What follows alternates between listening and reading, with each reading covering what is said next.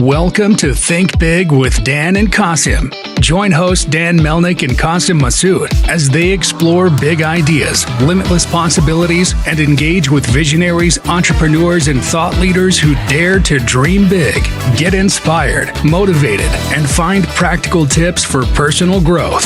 Think big, dream bigger, and ignite your potential.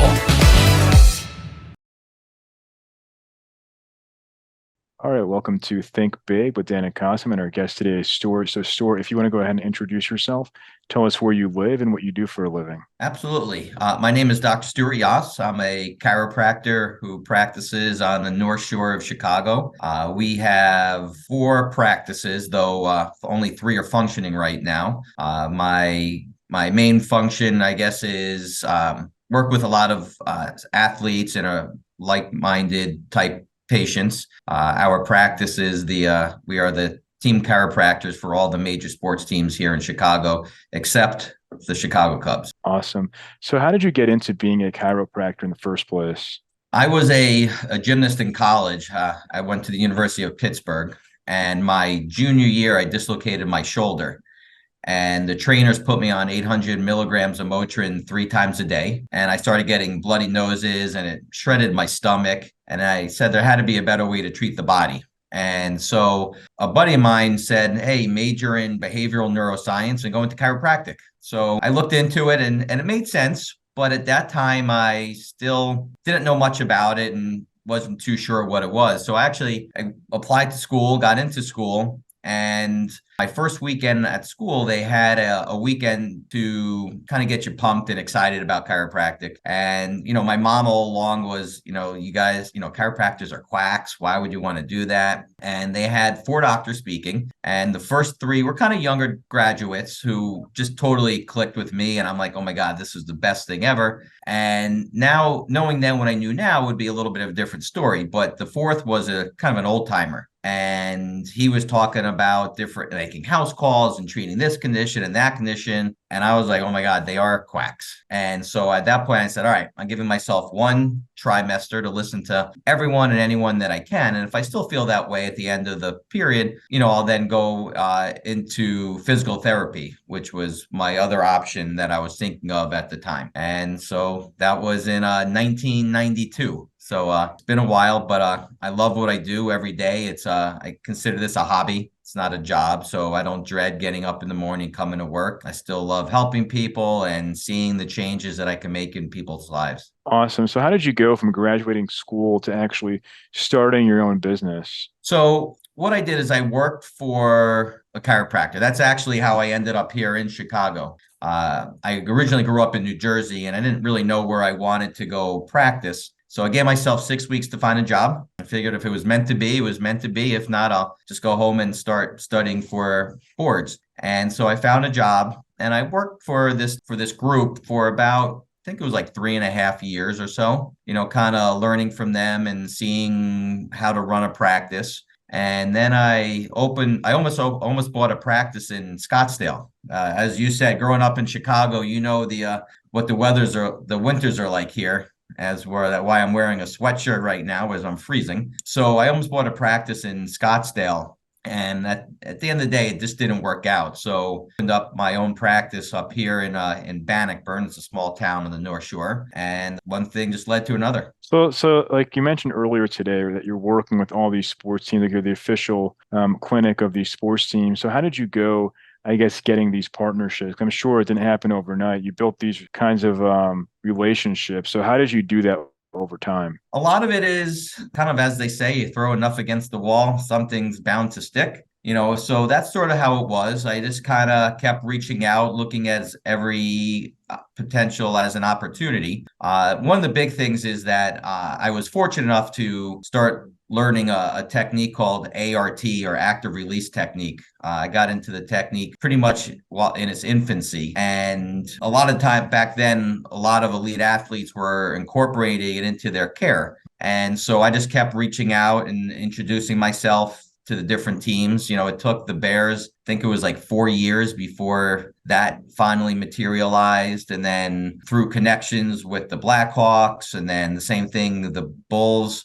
They used to practice up up north here in Deerfield. And so I just kept reaching out to them about this new technique, and finally, kept going, and one thing led to another. And obviously, meeting the right people, and, one thing, I guess, part of it is, as much as they say it's, good, it's better to be lucky than good sometimes. I think being in the right place at the right time, I'm fortunate that the Bears practice 10 minutes from my office. The Bulls used to practice 5 minutes from my office. So that, that was helpful and convenient. But again, a lot of it was networking, getting out there, meeting people, and trying to introduce myself, because that was ultimately the goal that I always wanted to have. As I said, I was always an athlete growing up, just trying to create those possibilities. For sure. So I think that many people, as you kind of mentioned earlier, that they're not sure about the difference between physical therapy versus, going to a chiropractor like yourself, when you were kind of like on the fence of which one to go for. But if somebody had pain, or like, I guess, like, what would be a good time to go to a chiropractor versus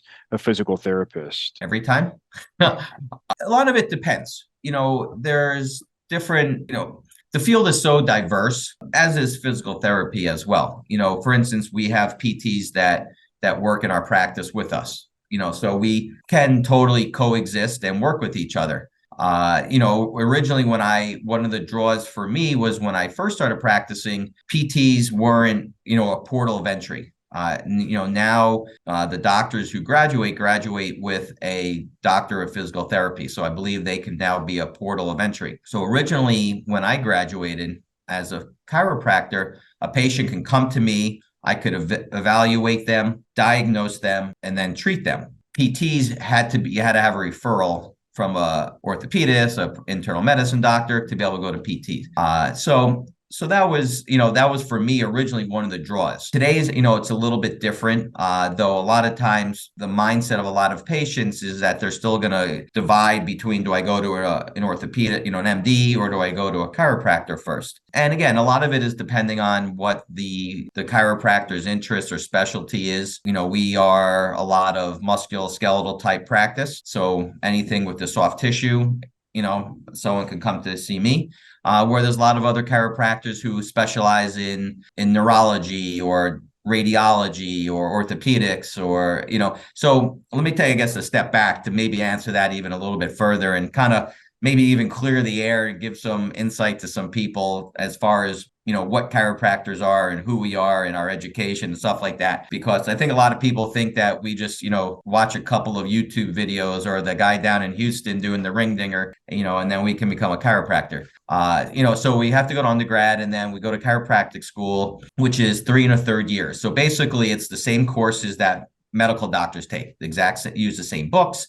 Basically it's medical school, but we don't have to do the hospital residencies, because we don't do drugs, we don't do surgery or anything like that. So that clinical work is kind of built into our curriculum. Once then we have to pass national boards. There's now 4 parts to national boards. And then have to get a state license. So again, we are considered doctors. A lot of it depends on the state as far as their scope of practice. Here in Illinois, we have a pretty broad scope of practice, so I can write scripts for x-rays, MRIs, I can ultrasounds, different things along those lines. After graduating, you can then go for, if you want to even specialize even further, there's what are called diplomate programs. So there's, as I said, neurology, rehab, orthopedics, nutrition, internal medicine. So a lot of it, you can then even specialize even further. So it really opens up the door to a patient to what they want to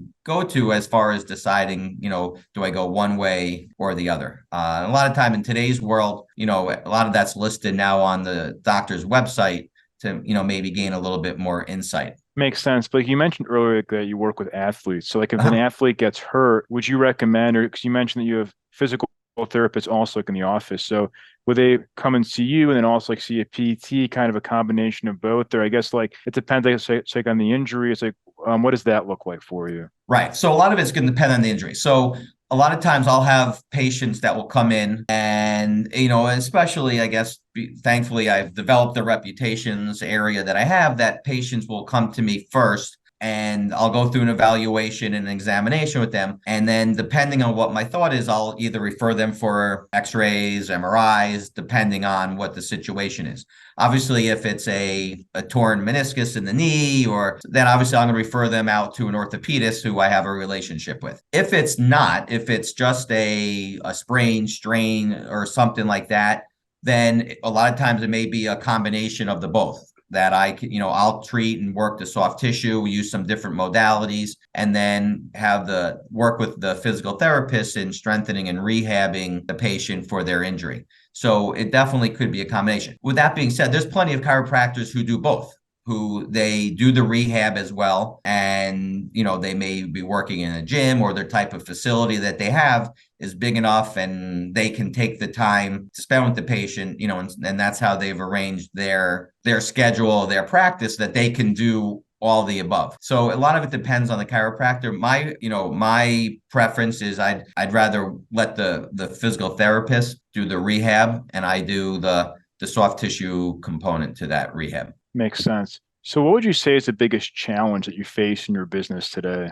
The biggest challenge is still, well, besides insurance, besides dealing with insurance, is still the reputation that exists, out there about what chiropractic is. A lot of times we still get someone who like, oh, I went to a chiropractor once and had a bad experience, so I don't think chiropractic works. Well, I mean, if you went to a bad dentist and, didn't have a good experience, you're going to say, oh, dentistry, I don't need to go to a dentist anymore. No, you go somewhere else. So that's kind of part of it, is still the stigma and the reputation that chiropractors have out in the public. With that being said, it's definitely changing. More and more people are getting frustrated. They don't want to have to take medication. They don't want to have to, feel that they go, especially the way medicine is developing. A lot of these big hospital groups are taking over and buying all these private practices, making it so corporate that a lot of people, they lost that touch with their doctor and feel like they don't have a relationship with their doctor anymore.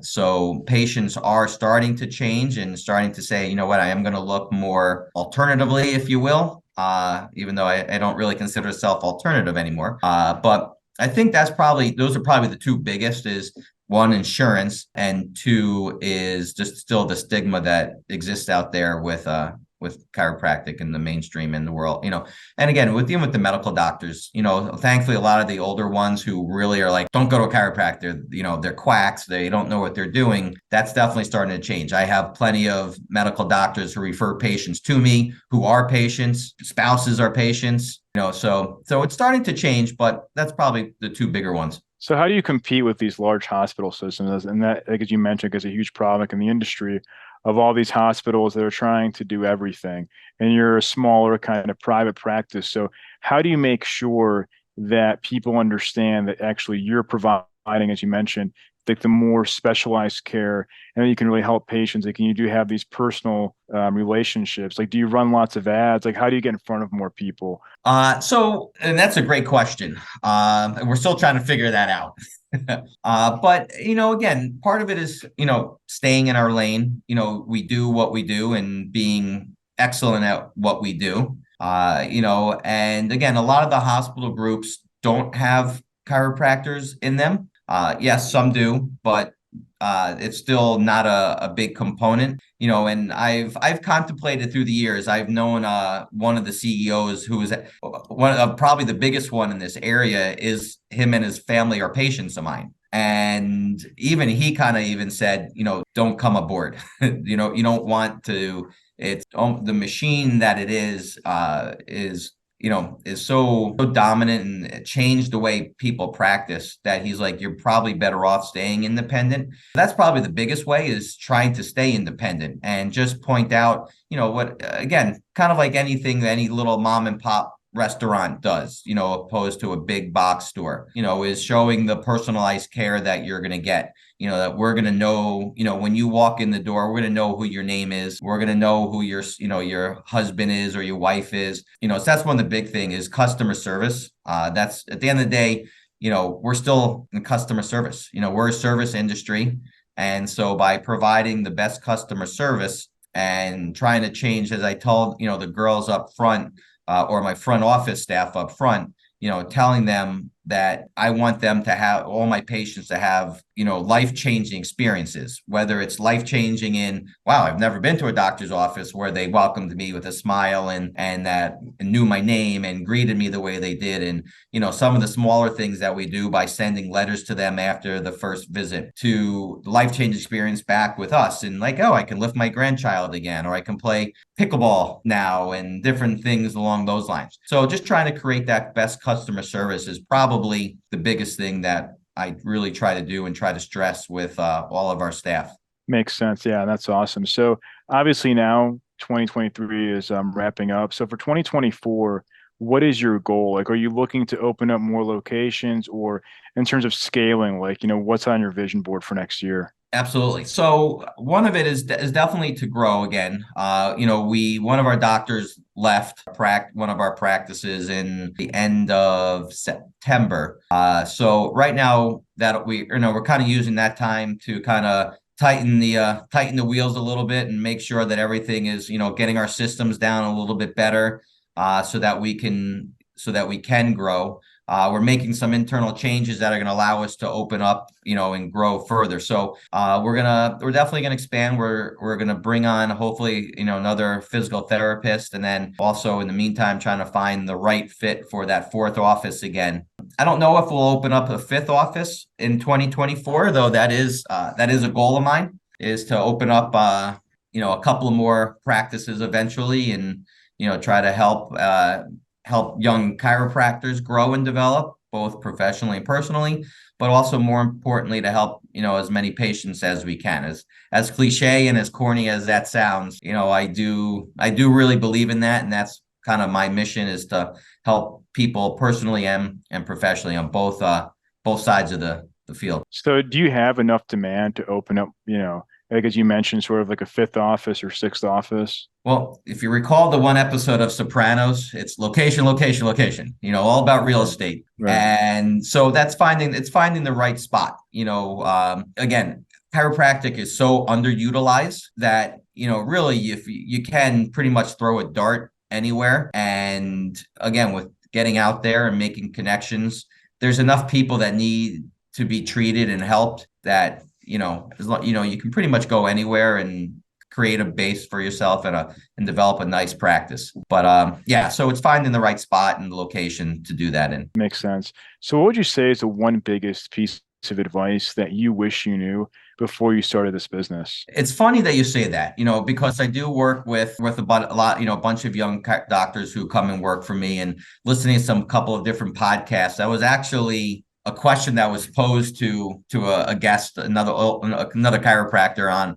And I tried to start thinking about that, is what was I wish I knew what I knew. Boy, what would I say? A lot of it is, because they don't teach you, I guess, to really realize that it's okay to make money. You come out of chiropractic school and you're idealistic, and it's like, no, I don't care about making money. I just want to help as many people as I can. And you know what? Now that I've been practicing 28 years or whatever, you know what? It's okay to make money. It's okay to have a good lifestyle and love what you do. I think that's the big thing. As long as you're loving what you're doing and you're not doing it just for a paycheck, that's the big thing. To know that it's okay to make money, and you don't have to feel bad about it, that you put a lot of time, blood, sweat, tears into getting to this point. That it's worth the reward, especially when you look at medical doctors, and they seem to not mind making money, a lot more money. So yeah, I think also it's like the life-changing experiences and the value that you provide, right? Like, it's worth like an infinite amount, right? If you, like, as you mentioned, like somebody pays you whatever, and then they can pick up their grandchild, they can do things that they couldn't do before. Like, that's like an invaluable amount of money that you're doing this for them. So I think from that standpoint, there is tons of value in what you do. There is, and I've spoken to a couple of classmates of mine who have gotten out of the business, actually sooner rather than later. And it baffles me, because as you're going through school, and look, granted, they don't teach you the business side of this profession. And, and that's where a lot of people do struggle with, and learning how to be a businessman. And, a lot of times the good news for medical doctors is that they don't have to deal with that it's, especially in today's world, that they're becoming employees, but yeah, to be, the feeling that I have, again, when I have a patient come in and say, oh, I was able to complete this Ironman, or I was able to play golf today, or again, I was able to play with my grandkids and play with them. I wasn't such a curmudgeon and such a, I'll keep it PG on this one, even though I'm from New Jersey and all my R-rated words want to come out. It's an incredible feeling to see people, and when they thank you, and and again, as corny and as cliche as it sounds, they, oh my God, you helped me so much. I'm sending my best friend in because they have the same thing. That feeling it's something that I can't reproduce anywhere else, and it's like almost makes you an addict for that. For sure, yeah. So, like, if somebody watching this wanted to reach out, do you mind sharing your company website or social media handle? Just best way to get in contact with you. Absolutely. Our website is I've learned not to say www anymore, so I'm getting better. So it's Ban Chiro, B as in boy, A, N as in Nancy, N as in Nancy, CHIRO.com. And our Instagram is at Ban Chiro. And Facebook, we're Bannockburn Chiropractic and Sports Injury Center. Awesome. Well, Stuart, thank you so much for your time. It was a pleasure, and we're rooting for you in 2024. I appreciate it, Dan, and thank you so much for inviting me to be here. It was a great time. Sounds great. Thank you. All right. Bye-bye.